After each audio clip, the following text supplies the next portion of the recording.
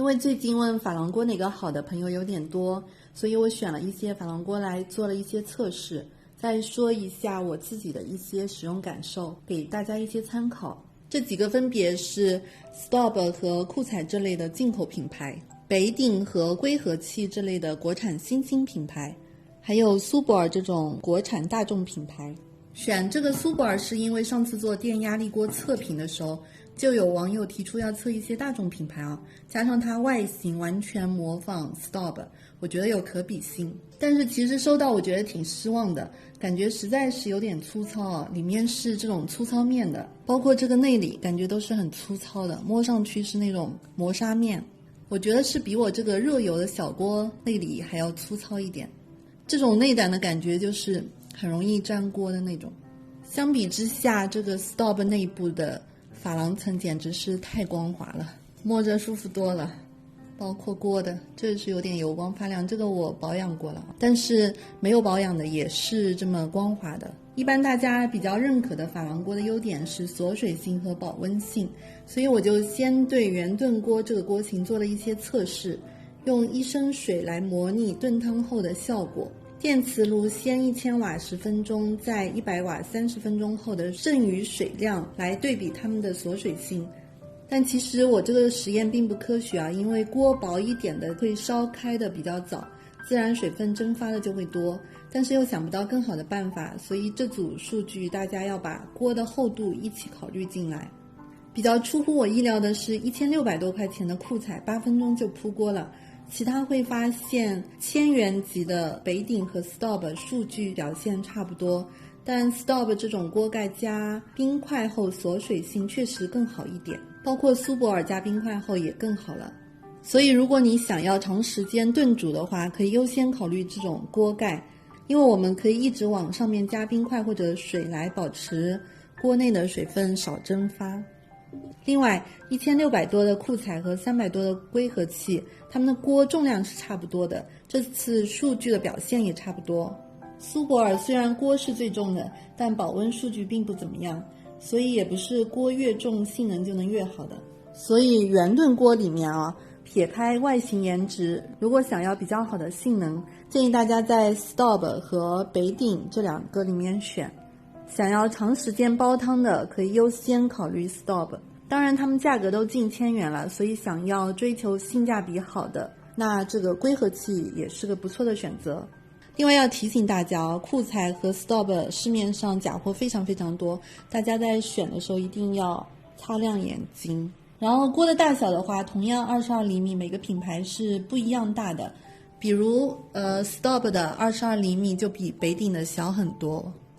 后来我又测试了北鼎的焖焗锅和龟和气的焖焗锅，2个都1000瓦8分钟，100瓦30分钟的情况下，剩余水量和保温性是一模一样的，我估计是8分钟2个都没有完全沸腾的关系，所以又改成1200瓦12分钟，100瓦30分钟，这回剩余水量龟和气要少一些。2组数据对比，我觉得第2组是因为龟和气锅轻薄更容易烧开，所以蒸发的水分多。保温性的2次数据是几乎一样的，所以在焖焗锅这个锅型上，我觉得2者性能是差不多的。但是北鼎的要比龟和气的重很多，它这个焖焗锅这个锅型真的很重， 5.8公斤，将近12斤啊！我觉得拿在手上是感觉挺笨重的。龟和气的是9.6斤，比北鼎的要轻2斤，拿起来感觉是要轻巧很多的。然后价格它也更便宜一点，所以结合综合测试出来的性能，在这个锅型上，我个人确实是更偏爱龟和气的一点。另外黑珐琅和白珐琅相信大家也挺纠结的，我之前就偏爱这个黑珐琅一点，因为觉得养好了后会越用越不粘，越用越好用。但是现在市面上黑珐琅实在是太少了。白珐琅呢，一开始我以为它会很粘，但是用了后感觉比想象的要好很多。但它不是不粘锅哦，想要比较好的不粘效果的话，是需要对锅的火候有比较好的把控的。比如我用同一个锅试了煎鱼，不同火候下，鱼是可以不粘的，也可以是很粘的。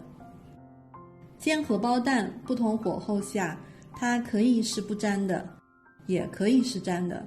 所以希望大家在买的时候不要把它当不粘锅看，但当你用顺手后，可能会觉得很好用，有惊喜。保养方面，其实如果你想要锅更好看、更好用，那都是要保养的。黑白珐琅都是洗完后要保持干燥的，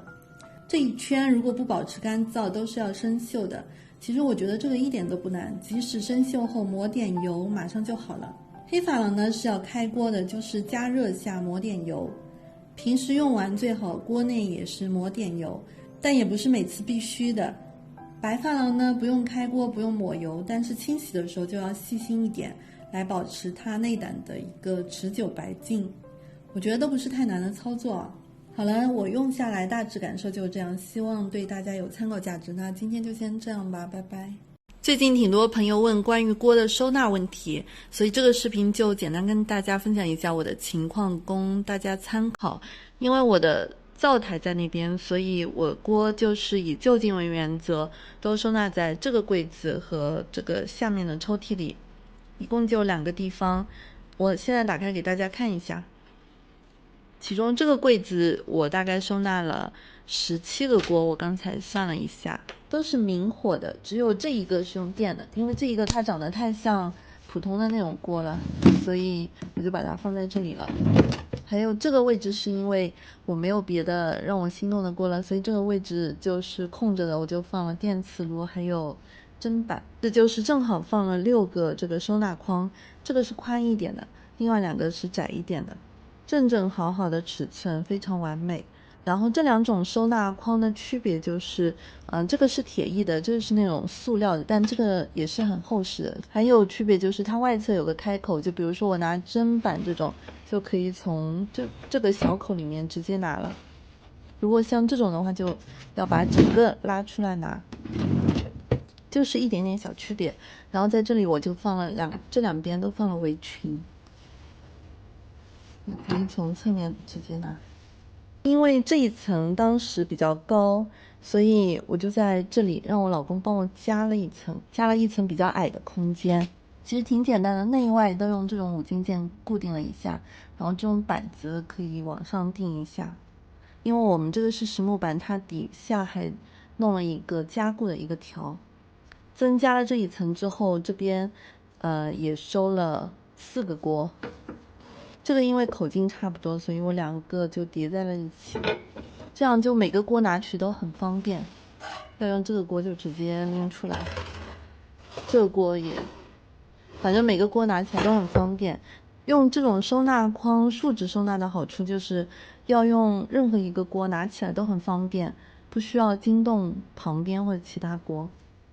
上面这一层放的都是珐琅锅和砂锅，然后因为锅都比较小或者比较矮，所以我就叠加了一下。然后这下面放了这个垫子，在4个角用那种纳米胶稍微固定了一下，只是稍微固定的作用。每个珐琅锅这里我都加了一圈这种扣子，就这种网上可以买到，就防止因为这边是粗糙的嘛，防止它磨坏那个上面的盖子。剩下的就都在这个抽屉里。这个抽屉，这个锅架，我觉得还是挺实用的，用来收纳这种小锅还是挺方便的。它整个长度是可以自己去调节的，然后这个也是可以调节这边的宽度的，所以就可以根据自己锅的这种宽度去调节一下。这个的话，本来它是有一点滑的。所以我也在下面每一个角固定了这种3M 胶，类似于纳米胶，就撕掉之后也不会有痕迹的，然后粘的也挺牢的，就这个，所以拿锅的时候它不会移动，就直接这样拿出来就可以了。这个是竹制的一个蒸屉，因为没什么地方放，我就叠加在这里了。这下面也是一个砂锅，那个也是砂锅。这个砂锅就是炖那种卤味就很方便，因为它上面的口小，下面那个容量很大。哎呦，好了，锅子的收纳就是这样子啦。那今天就先这样吧，拜拜。